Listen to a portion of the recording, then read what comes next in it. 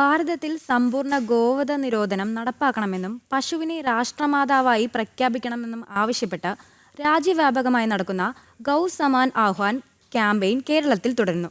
കലൂർ പാവക്കുളം മഹാദേവ ക്ഷേത്രത്തിൽ നടന്ന സംഗമത്തിൽ ഗോഭക്തരും സന്യാസിമാരും പങ്കെടുത്തു. ഏപ്രിൽ 27 ഗോ ബഹുമാന ദിനത്തിന് മുന്നോടിയായാണ് കൊച്ചിയിൽ ചടങ്ങ് നടന്നത്. ഭാരതീയ സംസ്കൃതിയിൽ ഗോമാതാവിനുള്ള ശ്രേഷ്ഠ പദവി വീണ്ടെടുക്കുക എന്ന ലക്ഷ്യത്തോടെയാണ് ഗോ സമ്മാൻ ആഹ്വാൻ ക്യാമ്പയിൻ കൊച്ചിയിൽ സംഘടിപ്പിച്ചത്. കലൂർ പാവക്കുളം മഹാദേവ ക്ഷേത്രത്തിലായിരുന്നു ചടങ്ങുകൾ. ഗോമാതാവിനെ ആദരിക്കാനും സംരക്ഷിക്കാനുമുള്ള അവബോധം ജനങ്ങളിൽ എത്തിക്കുക എന്നതായിരുന്നു സംഗമത്തിന്റെ പ്രധാന ലക്ഷ്യം. പരിപാടിയിൽ നന്ദികേശ പൂജ നടന്നു.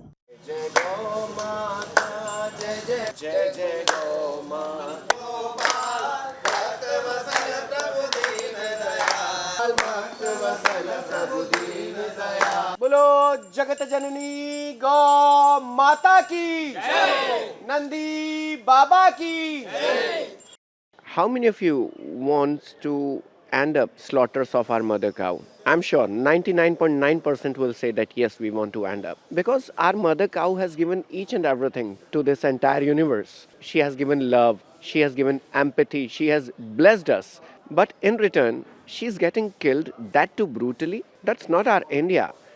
As per our Shastras, as per our Vedas, she is our mother and she is needed to be served like mother.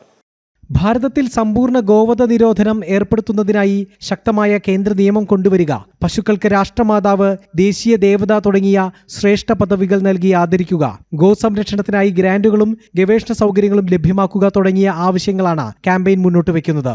April 27 go ബഹുമാന ദിനമായി ആചരിക്കുകയും അന്ന് രാജ്യത്തെ എല്ലാ താലൂക്ക് ഓഫീസുകളിലും ഭീമൻ നിവേദനം സമർപ്പിക്കുകയും ചെയ്യും. പിന്നീട് ഡൽഹി കേന്ദ്രീകരിച്ചാകും പരിപാടികൾ. പശുവിന് നമ്മുടെ പ്രകൃതി സംരക്ഷണത്തിന് വലിയ മുന്തിയ സ്ഥാനമാണുള്ളത്. അത് ഹിന്ദുക്കളുടെ ഏതെങ്കിലും ഒരു പ്രത്യേക വിശിഷ്ട മൃഗം അങ്ങനെയൊന്നും കരുതിയിട്ടല്ല നമ്മൾ. വായു ഭഗവാനെ നമ്മൾ എങ്ങനെയാണ് പ്രാണവായുവായിട്ട് കണക്കാക്കുന്നത്, ഭഗവാനായിട്ട് കണക്കാക്കുന്നത്, അതേപോലെ തന്നെ പശുവിൻ്റെ സാന്നിധ്യവും ഭൂമിക്ക് അത്യന്താപേക്ഷിതമായതുകൊണ്ടാണ് ഗോവിനെ സംരക്ഷിക്കണം എന്ന് പറയുന്നത്. ഏപ്രിൽ 27 ഭാരതത്തിലെ 5000-ഓളം തഹസിൽദാരുടെ മുമ്പിൽ പ്രാർത്ഥനയും കൊണ്ട് ചെല്ലുന്നു. രാഷ്ട്രപതിക്കും പ്രധാനമന്ത്രിക്കും അതുപോലെ തന്നെ നമ്മുടെ ഗവർണർക്കും മുഖ്യമന്ത്രിക്കുമാണ് കൊടുക്കുന്നത്. അതാത് സ്റ്റേറ്റുകളിൽ 5.5 മാസക്കാലം നീണ്ടു നിൽക്കുന്ന ഒരു പദ്ധതി, പ്രാർത്ഥനാ യജ്ഞം, അത് ഡൽഹിയിൽ നടക്കും. അത് ഓഗസ്റ്റ് 15 വരെ നീണ്ടു നിൽക്കും. ഓഗസ്റ്റ് 15 നമ്മുടെ പ്രധാനമന്ത്രി ഈ ഗോ സമ്മാൻ ആഹ്വാൻ അത് ചെയ്യും. അടുത്ത ഒരു 9 ദിവസത്തേക്ക് ഗംഗാജലം മാത്രം കുടിച്ചുകൊണ്ട് ആയിരക്കണക്കിന് ഗോഭക്തന്മാർ ഡൽഹിയിൽ തന്നെ വസിക്കും. രാഷ്ട്രീയ പാർട്ടികളുടെയോ സംഘടനയുടെയോ ബാനറിലല്ലാതെ ഗോഭക്തരുടെ കൂട്ടായ്മയായാണ് ഈ ക്യാമ്പയിൻ നടക്കുന്നത്. ജനം, കൊച്ചി.